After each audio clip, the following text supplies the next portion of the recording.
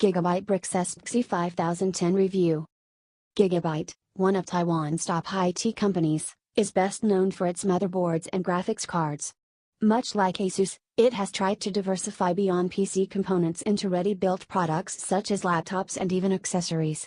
However, at least in India, Gigabyte hasn't had nearly as much success breaking out of its mold.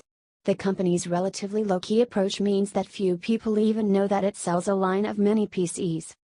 We have one of those products, the Brix S BXi3H-5010, in for review today. Building on Intel's new concept, it's just about palm-sized but has a surprising amount of flexibility and power. If you don't want or need a full-sized PC tower but still need more than a laptop can deliver, a mini PC like this might just be perfect for you. The Brix S is a neat little palm-sized black box with a glossy top. It's subtle enough to not stand out, while still looking interesting. You could place one of these on your desk. It's small enough to fit on the pedestal of some LCD monitors, or mount it in a variety of ways including hanging it off the back of a monitor or TV.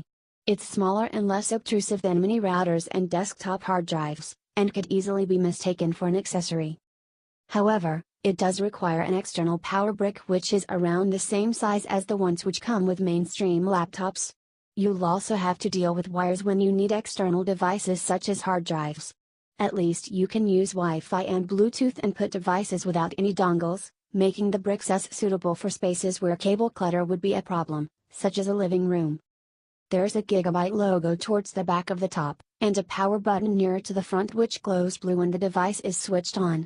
The front panel has two USB 3.0 ports and a 3.5mm audio socket so you don't have to reach around the back just to plug in a pair of earphones. There are two more USB 3.0 ports on the back, along with a Gigabit Ethernet port, a mini display port, an HDMI output, a DC power inlet, and a Kensington lock slot. That last touch is important, since a thief could just unplug one of these and slip it into a bag or jacket pocket. We would have liked at least an SD card slot, and maybe USB Type-C keeping future devices in mind, but the Brix S does have a lot of flexibility the way it is, especially the ability to drive two displays simultaneously. You get a VESA mounting bracket and two bags of screws in the box, so you won't have trouble installing a hard drive and getting started. However, drivers are supplied on a CD which is pretty much useless. Gigabyte could easily have tossed in a small USB drive instead. Gigabyte sells multiple versions of the Brix S in India, with the most important difference being the CPU, which is soldered down and cannot be upgraded. You add your own RAM and storage, so you aren't limited on those fronts at the time of purchase or later on. As its name suggests, the BXi3H-5010 is based on an Intel Core i3-5010U CPU, which is essentially a 15-watt laptop processor based on the 5th generation 14nm Broadwell architecture. It's soldered to the Brix's tiny motherboard and requires a cooling fan. The CPU has two physical cores with hyper-threading, and runs at 2.1 GHz but does not support Intel's Turbo Boost Tick feature which pushes clock speeds up when possible. Intel's HD 5500 GPU is integrated, and should do well for basic needs. You can run two displays, but resolution support isn't the same across both outputs. Only the mini display port can handle 4K at 60 Hz while the HDMI port tops out at 2560 by 1600 unless you don't mind the refresh rate dropping. Barebones PCs don't usually need to push such high-res displays, but it's worth noting if you're thinking of HD PC usage with a 4K TV. You have to add your own RAM and storage. The Brix S has two laptop-style SODIMM slots which lie flat against the motherboard, and each can handle low-power modules of up to 8 GB. On the storage front, you can take advantage of a low-profile SATA slot on the motherboard as well as a 2.5-inch SATA bay on the lid. This is a surprisingly flexible arrangement, and so you can have a speedy SSD to boot from as well as a high-capacity hard drive for storing lots of files.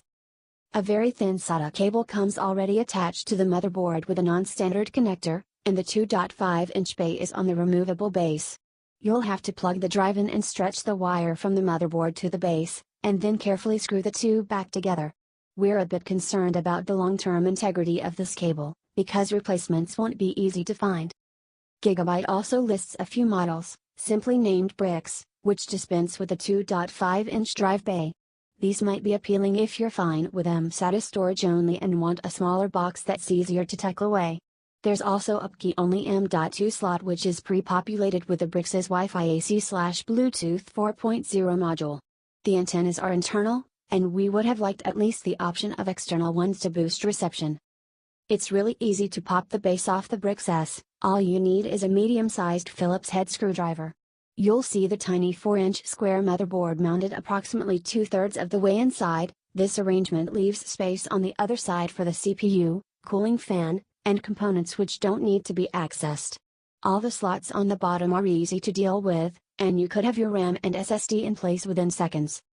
We used a single 4GB Kingston dual module, supplied by Gigabyte for the purpose of this review, and a slightly aged 160GB Intel X25M SATA SSD to reflect entry-level hardware choices. This particular drive is 7mm thick, but it fit comfortably even with its 9mm shim attached, which means that 2.5-inch hard drives will fit just fine. Installing an SSD is a bit difficult thanks to the tiny screws provided and relatively awkward mount placement, but this is usually a one-time job. The Brix S's BIOS is a surprisingly old-school text-only affair, and hopefully you won't have to deal with it much. Options include the ability to turn power on via a USB keyboard, which is nice if you're planning to mount the Brix S out of reach behind a monitor or desk. Hopefully, you have a monitor or TV with built-in speakers or at least a 3.5mm pass-through for sound coming in over DisplayPort or HDMI. If not, you'll have to have an audio wire plugged into the front of the Brix S at all times. We installed Windows 10 off a USB drive and downloaded all the latest drivers from Gigabyte's website. The Brix S booted within seconds and had no trouble running day-to-day tasks. We were pleased to note that its fan was never loud enough to be noticeable.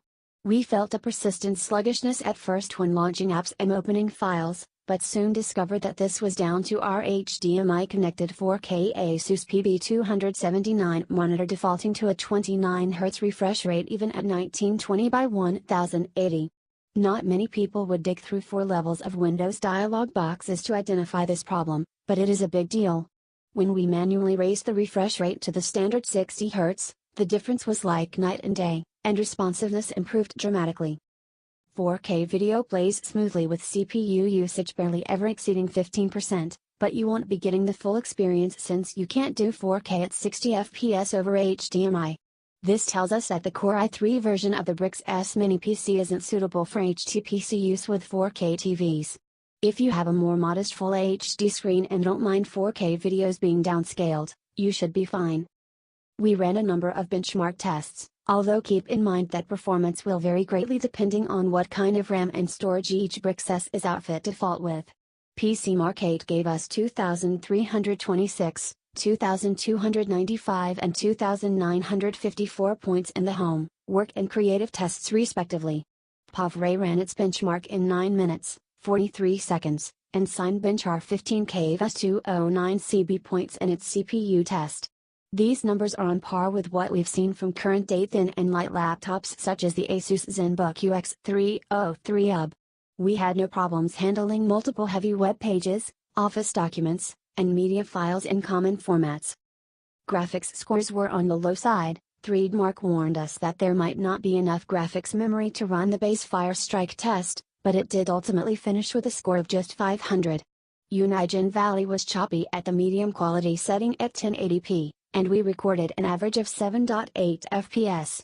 We tried running the extremely light Tomb Raider, 2013, but were disappointed with the averages of 11.5 FPS at 1920 by 1080 and 21.3 FPS at 1366 by 768, even with the quality turned down to normal.